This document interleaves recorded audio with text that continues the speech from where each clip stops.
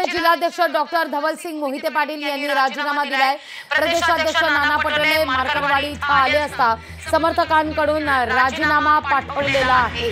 सोलापूरच्या खासदार प्रणिती शिंदे आणि त्यांचे वडील माजी गृहमंत्री सुशीलकुमार शिंदे यांच्या गटबाजीला कंटाळून राजीनामा देत असल्याचं कारण त्यांनी या पत्रात नमूद केलेलं या राजीनाम्यात म्हटलेलं आहे। पक्ष मोठा की शिंदे पिता पुत्री मोठे असा सवाल उपस्थित करत राजीनामा देण्यात आलेला आहे। राजीनाम्यानंतर धवलसिंग मोहिते पाटील भाजपमध्ये जाण्याची दाट शक्यता वर्तवली जाते।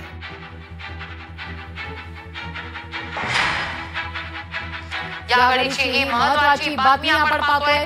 धवलसिंग मोहिते पाटील यांनी आता राजीनामा दिलेला आहे। काँग्रेसचे जिल्हाध्यक्ष होते ते प्रदेशाध्यक्ष नाना पटोले यांच्याकडे हा राजीनामा सुपूर्द करण्यात येतोय।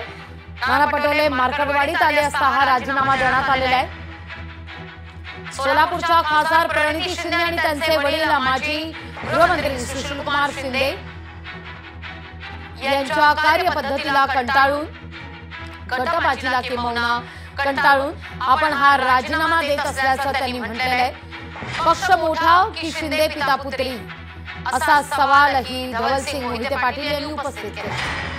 अधिक माहिती घेऊया आपले प्रतिनिधी अभिराज उबाळे यांच्याकडून। अभिराज, काय हा नेमका प्रकार आहे? नक्कीच लागू मॅम, या ठिकाणी काँग्रेसचे जिल्हाध्यक्ष आहेत धवलसिंग मोहिते पाटील यांनी पक्षाच्या जिल्हाध्यक्ष पदाचा राजीनामा दिलेला आहे आणि या राजीनाम्याच्या कारणामध्ये त्यांनी प्रामुख्याने केंद्रीय माजी गृहमंत्री सुशीलकुमार शिंदे आणि त्यांच्या कन्या सोलापूरच्या खासदार प्रणितीताई शिंदे यांच्यावर ठपका ठेवलेला आहे।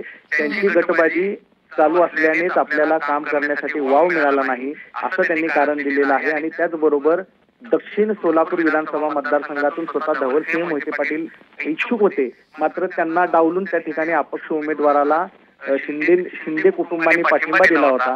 त्यामुळे देखील नाराज असलेल्या धवलसिंग मोहिते पाटलांनी राजीनामा दिलेला आहे आणि याचं दुसरे एक कारण म्हणजे अकलूजचे मोहिते पाटील जे आहेत ते विजयसिंह मोहिते पाटलांचे पुतणे आहेत धवलसिंह मोहिते पाटील आणि या दोन कुटुंबामध्ये अंतर्गत राजकीय संघर्ष आहे।